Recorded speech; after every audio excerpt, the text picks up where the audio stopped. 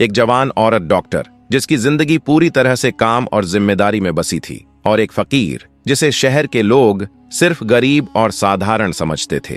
लेकिन जब यह दो अलग दुनियाओं के लोग एक दूसरे से मिले तो जो हुआ उसे देखकर आप हैरान रह जाएंगे। क्या आप जानना चाहते हैं कि कैसे एक साधारण फकीर ने डॉक्टर के दिल को छू लिया और कैसे उसने उसका साथ दिया, जिसे सुनकर आपकी आंखें खुली की खुली रह जाएंगी? यह पूरी घटना मध्य प्रदेश के शहर देवीपुर में हुई। इसी शहर में डॉक्टर तारा वर्मा रहती थीं। वह दिल की बीमारियों की माहिर थीं और पूरे शहर में उनकी पहचान केवल एक सक्षम डॉक्टर के तौर पर नहीं, बल्कि उनकी नरम दिली और करुणा के लिए भी थी। तारा के पति माधव वर्मा 2 साल पहले एक पारिवारिक हादसे में गुजर गए थे। उनकी मौत के बाद तारा ने अपने दर्द को दिल में छुपा लिया और खुद को पूरी तरह इबादत और सेवा में लगा दिया। रोज सुबह वह शंकर मंदिर जाती, वही पुराना मंदिर जो शहर के बीचों बीच था और जहां भक्तों की भीड़ सुबह शाम हमेशा लगी रहती थी। मंदिर के दरवाजे पर हमेशा एक भिखारी बैठा रहता था। उसका चेहरा गंदगी से भरा, कपड़े फटे और आंखों में वर्षों का दर्द समाया हुआ था। वह हर गुजरते इंसान से कुछ न कुछ मांगता, लेकिन उसकी नजरें हमेशा मंदिर के अंदर की ओर जमी रहती, जैसे किसी का इंतजार हो। हर रोज तारा पूजा करने के बाद फकीर को कुछ पैसे देती। भिखारी कुछ नहीं बोलता, बस हाथ जोड़कर सिर झुकाता। तारा, जो आमतौर पर कम ही बातचीत करती थीं, उसे हल्की मुस्कान देती और फिर अपनी गाड़ी में बैठकर अस्पताल के लिए रवाना हो जाती। बाहरी दुनिया में तारा की जिंदगी परिपूर्ण लगती थी। बड़ा अस्पताल, सम्मान और समाज में प्रतिष्ठा, लेकिन उनके दिल के अंदर का दर्द, माधव की याद और उनकी अनुपस्थिति का खालीपन सिर्फ वही जानती थीं। यही गम वह हर रोज मंदिर की सीढ़ियों पर भगवान के सामने छोड़कर आती थीं। और उसी दिन जब गहरे बादल छाए और हल्की बारिश शुरू हुई, पूजा के बाद तारा ने फकीर को पैसे देने के लिए हाथ बढ़ाया, पर पहली बार फकीर ने अपनी आवाज निकाली और सब कुछ बदल गया। उस फकीर के लफ्ज सीधे दिल को छू गए। उसने धीरे से कहा, मैडम जी, आप मुझसे निकाह कर लीजिए। यह सुनकर तारा के कदम ठिठक गए। उन्होंने ध्यान से फकीर को देखा। उसके चेहरे पर न तो मजाक का कोई रंग था और न ही पागलपन का। यह कैसी बात थी? क्या वह सचमुच दीवाना था या फिर किसी गहरी मजबूरी का इजहार कर रहा था? तारा ने हल्की मुस्कान के साथ जवाब दिया, तुम भी ना कैसी कैसी बातें कर लेते हो। ये लो पैसे, बारिश से बचकर बैठो। लेकिन इस बार फकीर ने पैसे लेने से साफ इनकार कर दिया। उसने कुछ न कहा, बस गहरी नजर से उनकी आंखों में देखा और सिर झुका लिया। अस्पताल पहुंचने के बाद भी पूरा दिन तारा का मन उसी बात में उलझा रहा। वह सोचती रही, यह साधारण भिखारी आखिर है कौन? उसकी आंखों में ऐसा क्या है जो उन्हें बार बार माधव की याद दिला देता है? रात को घर लौटकर उन्होंने खुद को समझाया, शायद मैं ही बेवजह सोच रही हूँ। आखिरकार वह तो बस एक फकीर है। लेकिन अगले दिन जब तारा ने उसे फिर से पैसे देने चाहे, उसने हाथ जोड़कर मना कर दिया और धीमे स्वर में कहा, मैडम जी, मुझे सिर्फ एक मौका दीजिए, मैं आपके लिए कुछ कर सकता हूँ। यह सुनकर तारा को गुस्सा आ गया। उन्होंने सख्त लहजे में कहा, देखो, मैं मदद करती हूँ, इसका मतलब यह नहीं कि तुम मनमानी बातें करने लगो। अपनी हद में रहो। फिर भी भिखारी ने नजरें नहीं झुकाईं। उसने शांत स्वर में कहा, मुझे मालूम है आपको लगता है कि मैं पागल हूँ, लेकिन मेरी एक बात सुन लीजिए। मैं आपके लिए वो कर सकता हूँ जो शायद कोई और न कर पाए। उसकी बातों में इतना यकीन और भरोसा था कि एक पल को तारा भी चौंक गई। हमेशा चुप रहने वाला फकीर आज इतने आत्मविश्वास से क्यों बोल रहा था? उन्होंने नरमी से पूछा, अच्छा बताओ तो, तुम कर क्या सकते हो? फकीर ने धीमी आवाज में राज खोला, इस शहर में एक बड़ा नशे का गिरोह सक्रिय है। मैं उनके बारे में आपको जानकारी दे सकता हूँ। यह सुनकर तारा को यकीन ही नहीं हुआ। एक फकीर और ऐसी गंभीर खबर। उन्हें पहले तो यह किसी मजाक जैसा लगा, मगर डॉक्टर होने की वजह से उन्होंने फौरन बात को खारिज नहीं किया। उन्होंने सोचा, अगर इसमें सच्चाई है तो पुलिस को बताया जा सकता है। जब उन्होंने तफसील पूछी तो फकीर ने बताया, कल रात मंदिर के पास वाले पुराने गोदाम में मैंने कुछ लोगों को नशे की बड़ी डील करते देखा। उनके चेहरे और ठिकाने मुझे याद हैं। शुरुआत में तारा ने इसे गंभीरता से नहीं लिया, लेकिन एहतियातन उन्होंने अपने एक पुराने मरीज और भरोसेमंद पुलिस अफसर इंस्पेक्टर आर्यन सिंह से जिक्र कर दिया। अगले ही दिन इंस्पेक्टर ने चौंकाने वाली खबर सुनाई, डॉक्टर साहिबा, जिस गोदाम की जानकारी आपने दी थी वहां छापा मारा गया और वाकई एक बड़ा नशा तस्करी का गिरोह पकड़ा गया। भारी मात्रा में मादक पदार्थ बरामद हुए हैं। यह सुनकर तारा स्तब्ध रह गईं। उन्हें समझ नहीं आया कि एक साधारण भिखारी को इतने बड़े नेटवर्क की जानकारी कैसे हो सकती है। तारा ने ठान लिया कि अगले दिन वह खुद मंदिर जाकर फकीर से सारी बात पूछेंगी। सुबह वह मंदिर पहुंची और देखा कि फकीर वैसे ही चबूतरे पर बैठा हुआ था जैसे कभी कुछ हुआ ही न हो। तारा उसके पास बैठी और धीरे से पूछा, तुमने यह सब इतनी सटीक जानकारी कैसे दी? सच सच बताओ, तुम कौन हो? फकीर ने हल्की मुस्कान के साथ कहा, मैडम जी, मैं वही हूं जो दिखता हूं, लेकिन इस शहर की हर गलियों और रहस्यों को मैं अच्छे से जानता हूं, शायद आपसे भी बेहतर। उसकी बातों में छुपा हुआ रहस्य तारा को उलझाए जा रहा था। इसके बाद कई दिनों तक फकीर शहर के अलग अलग इलाकों में हो रहे अपराधों की जानकारी देते रहे और हर बार उसकी दी हुई खबरें बिल्कुल सही साबित हुईं। धीरे धीरे तारा ने उसे साधारण भिखारी के रूप में देखना बंद कर दिया। वह जान चुकी थीं कि इसके पीछे कोई गहरी वजह है, लेकिन यह भी समझ रही थीं कि दबाव डालने पर शायद वह कभी सच न बताए। इसलिए उन्होंने धीरे धीरे उसे समझने का फैसला किया। इस तरह उनके बीच एक खामोश रिश्ता बन गया, न खैरात का, न सिर्फ सहानुभूति का, बल्कि एक अजीब सा ताल्लुक। तारा अब उसे पैसे नहीं देती थी, बस उसके साथ बैठकर बातें करती। फकीर कभी कभार ऐसी बातें करता जो तारा को मधव की याद दिला देती थी। एक दिन उसने कहा, मैडम जी, याद है आप कहती थीं कि मंदिर की सीढ़ियों पर बैठकर चाय पीने का मजा ही कुछ और है। ये सुनकर तारा का दिल जैसे रुक गया। ये बात तो उन्होंने सिर्फ मधव से कही थी। खुद को संभालते हुए उन्होंने हल्की मुस्कान के साथ बात टाल दी, लेकिन दिल में सवाल गूंजते रहे। एक रात जब वह अस्पताल से लौट रही थीं, बारिश तेज थी और सड़क सुनसान। अचानक उनकी गाड़ी बंद हो गई। तारा घबरा गईं। चारों ओर अंधेरा और सुनापन था। तभी फकीर अचानक प्रकट हुआ, जैसे पहले से जानता हो कि उन्हें मदद की जरूरत है। उसने गाड़ी चेक की और कुछ ही लम्हों में स्टार्ट कर दी। उसने कहा, मैडम जी, इतनी देर रात अकेले बाहर ना निकलें। यह शहर जितना सीधा दिखता है उतना नहीं है। उस रात तारा ने उसे अपने घर बुलाया। पहले फकीर ने मना किया, लेकिन तारा के आग्रह पर वह मान गया। घर पर खाने की मेज पर बैठे हुए फकीर ने एक निवाला लिया और धीरे कहा, यह खाना, यह जायका मुझे पुरानी यादों में ले जा रहा है। तारा का दिल तेजी से धड़कने लगा, लेकिन वह शांत रही। उन्होंने कुछ नहीं पूछा। अगली सुबह उन्होंने फैसला किया कि पहले फकीर की असली पहचान जाननी होगी। उन्होंने अपने पुराने मित्र और फ्रांसीसी विशेषज्ञ विवेक सिंह से संपर्क किया और उसे वह तस्वीर भेजी जो उन्होंने चुपचाप फकीर की ली थी। विवेक ने तस्वीर ध्यान से देखी और कहा, तारा, यह चेहरा मुझे कहीं से जान पहचान लगता है, लेकिन फिलहाल मैं यकीन से कुछ नहीं कह सकता। अगर तुम उसे कोई कपड़े या इस्तेमाल की हुई चीजें दे सको तो मैं डीएनए टेस्ट करके पता लगा सकता हूँ। ये सुनकर तारा उलझन में पड़ गई। वह सीधे शाम पर शक जाहिर नहीं करना चाहती थी। अगर उसे लगे कि वह उसकी निगरानी कर रही है तो वह हमेशा के लिए गायब हो सकता था। थोड़ी सोच विचार के बाद उन्हें एक योजना सूझी। कुछ दिन बाद तारा ने शाम को अपने घर बुलाया और नरमी से कहा, शाम, मैं चाहती हूँ कि तुम अपनी जिंदगी में एक नई शुरुआत करो। अगर तुम चाहो तो मेरे घर के पिछले हिस्से में एक कमरा है, वहां तुम रह सकते हो। शाम, जिसने अपने असली नाम के बजाय यह नाम बताया था, पहले तो हिचकिचाया, लेकिन तारा की सच्चाई और विश्वास ने उसे मन बदलने पर मजबूर कर दिया। वह आखिरकार मान गया। अब शाम तारा के घर के पिछले हिस्से में छोटे से कमरे में रहने लगा। दिन भर वह मंदिर के पास फकीर वाले अंदाज में बैठता और शाम को चुपचाप लौट आता। एक दिन तारा ने उससे पूछा, शाम, जब मैं तुम्हें सब कुछ दे सकती हूँ तो फिर तुम रोज मंदिर क्यों जाते हो? शाम ने हल्की मुस्कान के साथ कहा, मैडम जी, मंदिर मेरी दुनिया है। वहीं सब कुछ दिखाई देता है, वहीं सब कुछ सुनाई देता है। उसके इस जवाब में गहरा रहस्य छुपा था। एक रात जिसे समझने के लिए सिर्फ दिल की नजरें काफी थीं।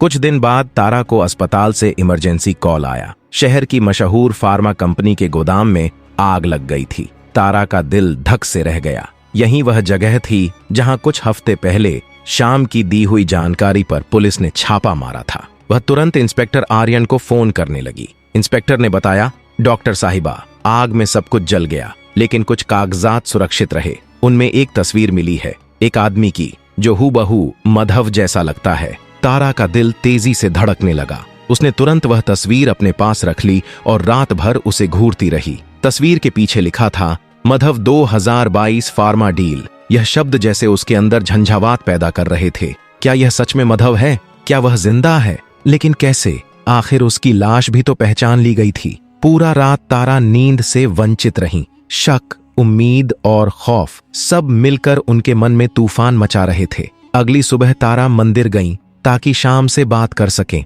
लेकिन वह वहां नहीं था। उन्होंने शहर भर में उसे ढूंढा, लेकिन शाम कहीं दिखाई नहीं दिया, जैसे हवा में मिल गया हो। उसकी गैर मौजूदगी ने तारा को परेशान कर दिया। मगर जब वह रात को घर लौटी तो देखा शाम उनके घर के बाहर बैठा हुआ था। उसकी हालत पहचानने लायक नहीं थी। चेहरा थका हुआ, कपड़े फटे और शरीर पर धूल और मिट्टी जमी हुई थी। गुस्से में तारा ने कहा, कहाँ थे तुम? मैंने तुम्हें पूरे शहर में ढूंढा। शाम ने नजरें झुकाकर धीमी आवाज में कहा, मैडम जी, मुझे कुछ जरूरी काम था, आप फिक्र मत करें। अब सब कुछ सामान्य लग रहा था, लेकिन तारा का मन अभी भी सवालों में उलझा हुआ था। उसने तय किया कि सीधे पूछना ठीक नहीं होगा, इसलिए नरमी से पूछा, श्याम, क्या तुम इस फार्मा कंपनी के बारे में जानते हो? श्याम ने एक पल के लिए उसकी आंखों में देखा, फिर नजरें झुकाते हुए बोला, मैडम जी, इस शहर में कौन नहीं जानता उन्हें, बहुत ताकतवर लोग हैं। तारा को महसूस हुआ कि यह सिर्फ शब्द नहीं बल्कि किसी बड़े सच की तरफ इशारा था। उसका दिल कह रहा था कि श्याम कुछ छुपा रहा है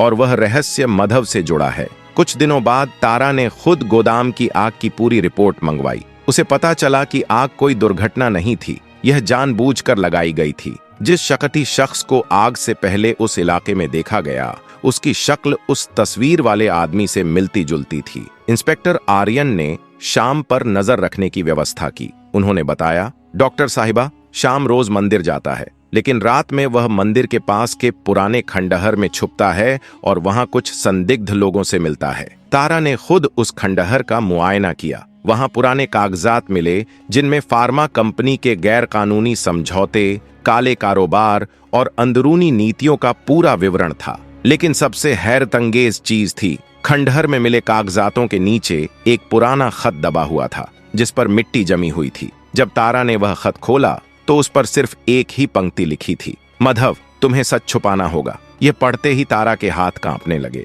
क्या मधव सच में जिंदा है या यह सब किसी बड़ी साजिश का हिस्सा है? तारा सोचने लगी कि क्या सीधे फार्मा कंपनी के मालिक से बात करे या पहले श्याम से उसके सच का पता लगवाए। उस रात तारा ने श्याम को अपने घर बुलाया। जैसे ही वह कमरे में आया, तारा ने गोदाम में मिली तस्वीर उसके सामने रख दी। उसकी आवाज सख्त हो गई, ये तुम हो श्याम? सच बताओ, तुम कौन हो? श्याम ने तस्वीर को ध्यान से देखा, फिर उसकी आंखों में अजीब सी चमक आई और उसने धीरे कहा, मैडम जी, कुछ सवालों के जवाब सिर्फ वक्त ही देता है, लेकिन मैं वादा करता हूं मैं आपको कभी नुकसान नहीं पहुंचाऊंगा। इस जवाब पर तारा को गुस्सा आ गया। श्याम, मैं डॉक्टर हूं और मुझे सच जानने का पूरा हक है। अगर तुमने अभी सब कुछ नहीं बताया तो मैं पुलिस को बुला लूंगी। श्याम ने मुस्कुराते हुए सर हिलाया। अगर आप मुझे पुलिस के हवाले करेंगी तो आप वह सच कभी नहीं जान पाएंगी जो आपके मधव से जुड़ा है। इस पर तारा के दिल में कुछ पल के लिए खामोशी छा गई। फिर श्याम ने झुककर एक पता बताया। फार्मा कंपनी के मुख्य दफ्तर के तहखाने में एक खुफिया कमरा है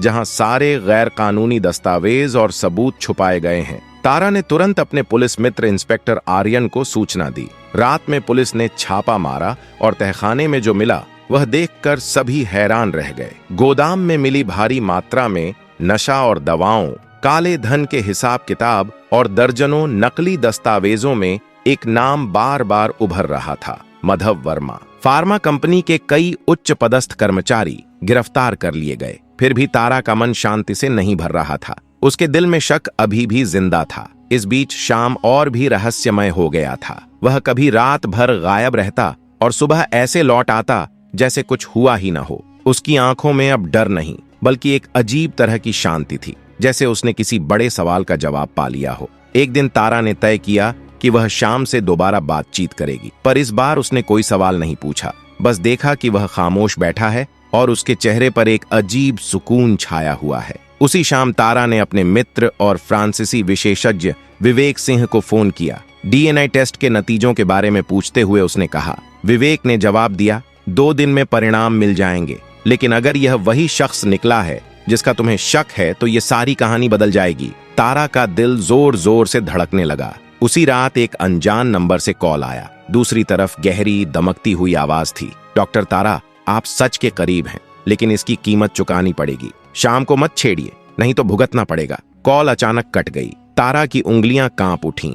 अब उसे साफ हो गया कि शाम कोई साधारण फकीर नहीं बल्कि किसी बड़े रहस्य का हिस्सा है। लेकिन अब पीछे लौटने का रास्ता नहीं था। उसे शाम की हरकतों और रात की गतिविधियों का पता लगाना जरूरी था। वह जानती थी कि शाम हर रात किसी अंधेरी गली की ओर जाता, मंदिर से निकलकर खंडहर की तरफ, जहां दिन में दिखाई न देने वाले लोग उससे मिलते थे। तारा ने ठान लिया कि अब वह उसका पीछा करेगी। उसने तुरंत इंस्पेक्टर आर्यन से संपर्क किया और एक योजना बनाई। तारा ने खुद से कहा, अब रुकना नामुमकिन है, चाहे सच कितना भी खतरनाक क्यों न हो। मैं माधव का चेहरा देखना चाहती हूँ, या तो वह जिंदा है या उस रहस्य के पर्दे में छुपा हुआ है। शाम की हरकतें, उसकी रहस्यमय आवाज, उसके चेहरे की गंभीरता, सब कुछ अब तारा को बड़े सच की ओर खींच रहा था। लेकिन जो सबसे बड़ा सच तारा अभी तक नहीं जानती थी, वह यह था कि शाम असल में उनके पति माधव वर्मा थे। 2 साल पहले जिनकी मौत सड़क हादसे में हुई मानी गई थी, वह महज एक साजिश थी।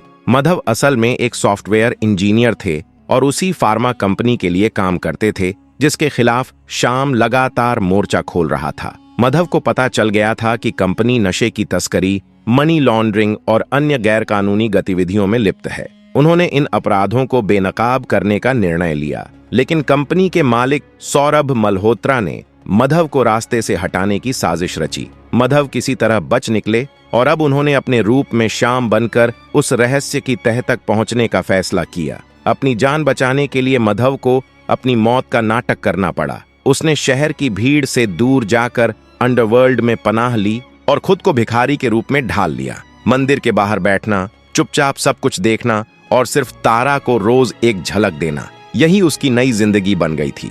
उसने सोचा, अगर वह सामने आया तो सौरभ उसे तो मार ही देगा और तारा भी खतरे में पड़ जाएगी। इसीलिए माधव अब शाम के रूप में हर कदम सोच समझकर रखता और तारा की मदद से धीरे धीरे उस काले कारोबार की जड़ें हिलाना शुरू कर दिया। एक रात तारा और इंस्पेक्टर आर्यन ने शाम का पीछा किया। वह मंदिर से उठा और शहर की तंग गलियों की ओर बढ़ा। बार बार पीछे मुड़कर देखने लगा, जैसे किसी का पीछा हो। काफी देर बाद वह एक पुराने जले हुए गोदाम के पास रुका, वही जहां कुछ हफ्ते पहले आग लगी थी। तारा का दिल जोर से धड़कने लगा। क्या यही वह जगह है जहां माधव की तस्वीर मिली थी? क्या शाम यहां कुछ खास खोजने आया है? आर्यन ने इशारा किया कि वह छुपकर गोदाम के पीछे जाए। वहां एक लंबा पतला आदमी धीरे से शाम से बात कर रहा था। चेहरे पर घनी दाढ़ी, पर बातें साफ सुनाई नहीं दे रही थीं। उसने शाम को एक छोटा पैकेट सौंपा और तेजी से गलियों में गायब हो गया। आर्यन ने तारा से कहा, हमें वह पैकेट देखना होगा,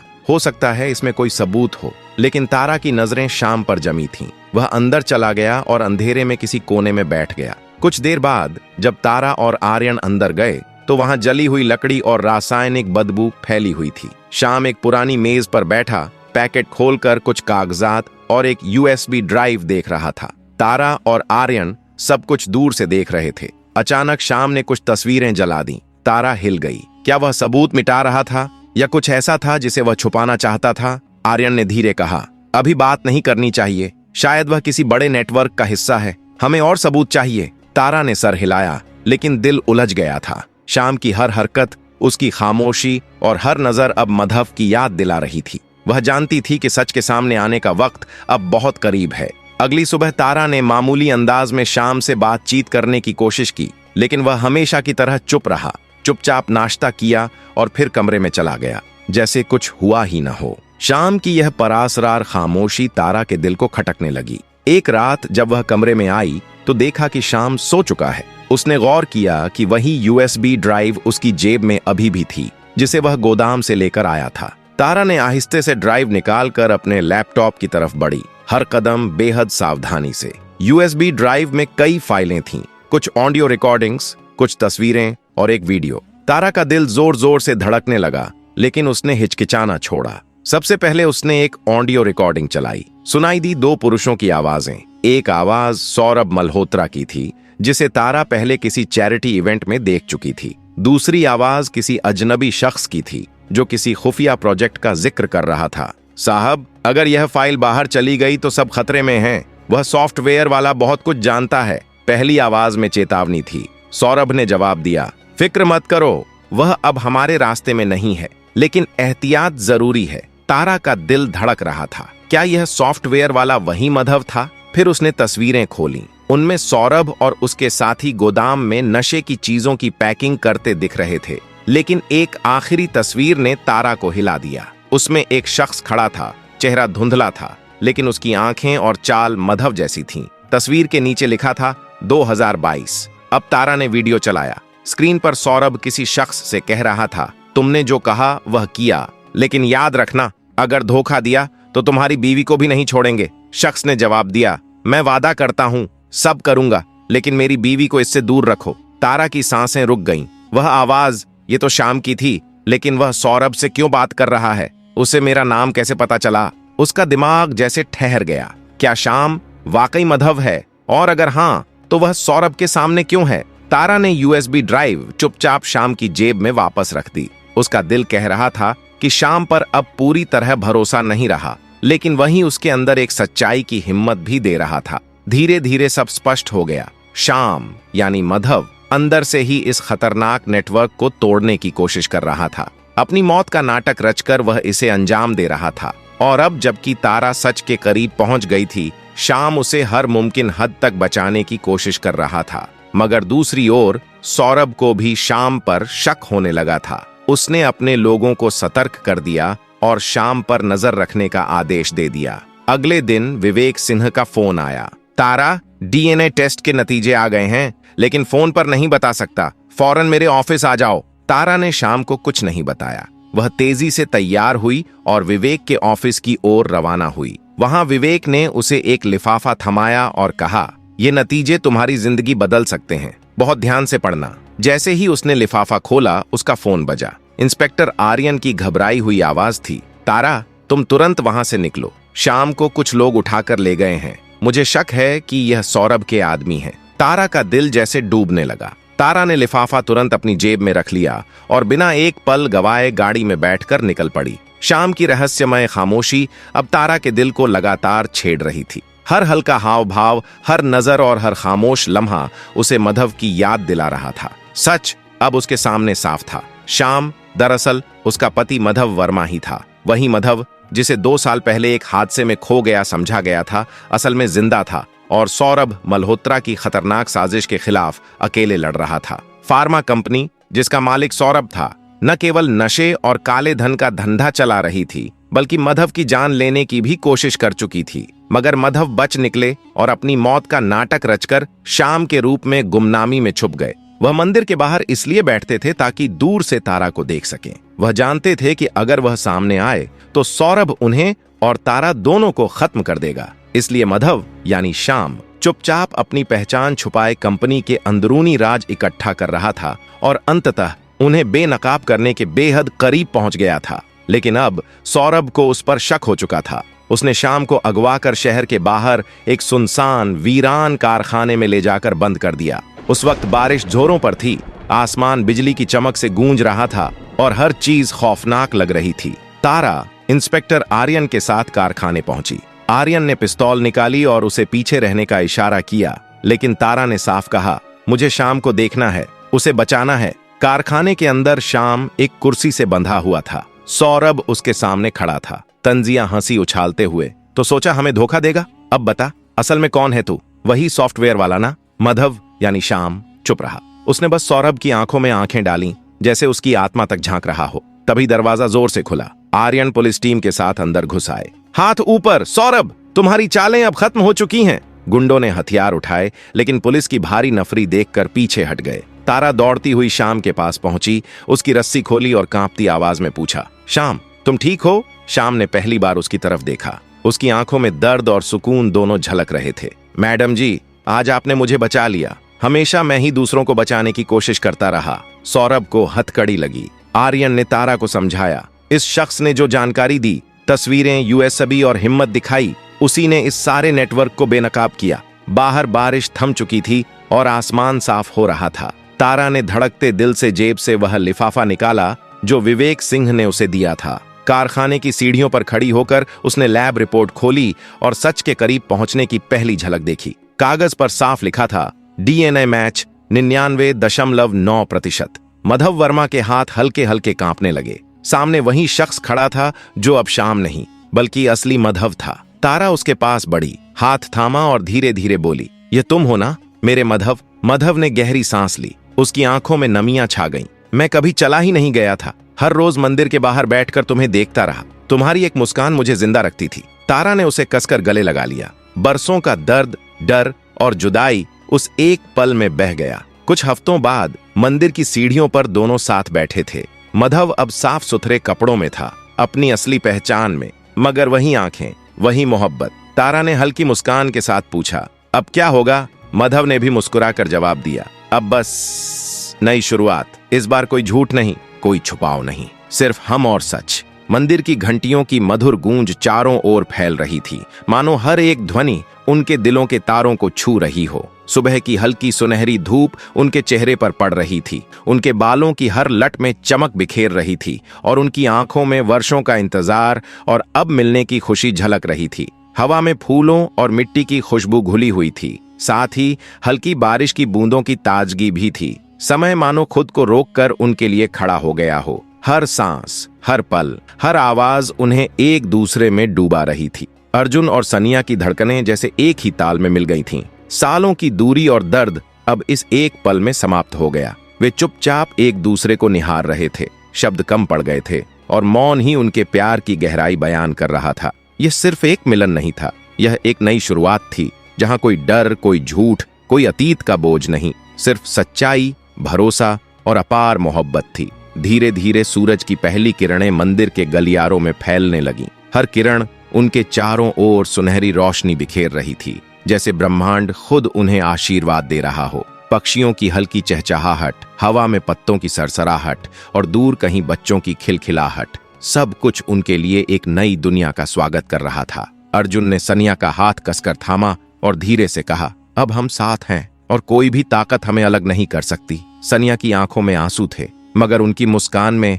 सारी परेशानियां और अकेलापन घुल गया था। वे दोनों धीरे धीरे मंदिर की सीढ़ियों पर बैठे रहे, समय को भूलकर बस एक दूसरे के साथ होने का एहसास लेते हुए। यह क्षण उनके जीवन की सबसे प्यारी याद बन गया, एक याद जो हमेशा उनके दिलों में जिंदा रहेगी और हर नई सुबह उन्हें यह एहसास दिलाएगी कि प्यार, सच्चाई और भरोसा ही सबसे बड़ी ताकत है। अगर आपको यह कहानी पसंद आई हो तो सबसे पहले वीडियो को लाइक जरूर करें, क्योंकि आपका हर लाइक हमें यह बताता है कि हम सही दिशा में हैं और आपको ऐसी रोमांचक और दिलचस्प स्टोरीज लाना चाहिए। इसके साथ ही अपने दोस्तों, परिवार और सोशल मीडिया पर इस वीडियो को शेयर करें, ताकि और लोग भी इस रोमांचक कहानी का मजा ले सकें। कौन जानता है, शायद कोई आपका दोस्त या परिवार का सदस्य भी इस कहानी को देखकर चौंक जाए। और सबसे महत्वपूर्ण, हमारे चैनल को सब्सक्राइब करना बिल्कुल मत भूलिए। सब्सक्राइब करने के बाद बेल आइकन दबाना भी न भूलें, ताकि आप हमारी आने वाली हर नई और रोमांचक स्टोरी सबसे पहले देख सकें। याद रखिए, आपका एक क्लिक, चाहे वह लाइक हो, शेयर हो या सब्सक्राइब, हमारे लिए बहुत मायने रखता है। यही आपकी प्रेरणा हमें और भी बेहतर कंटेंट बनाने के लिए उत्साहित करती है। तो चलिए इस कहानी का आनंद लें और हमें बताइए कमेंट सेक्शन में कि आपको यह कहानी कैसी लगी, ताकि हम आपके लिए और भी रोमांचक कहानियां ला सकें।